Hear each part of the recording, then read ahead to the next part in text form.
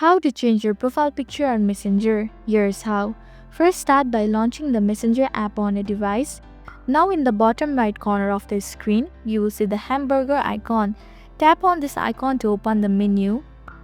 Once the menu is open, find and select the settings option at the top of the list. At the top of the settings screen, you will see your current profile picture displayed above your username. Under your profile picture, you will notice a small camera icon. Click on this icon to start the process of updating your profile picture. You now have two options to update your profile picture. Take a new photo or choose from your library. Choose the option that you prefer. Once you have selected or taken your new picture, hit done to set it as your new profile picture. Lastly, tap on the Save Profile Picture option at the bottom to confirm your changes. Finally, your new photo will appear on your profile. That's it. I hope this video helped.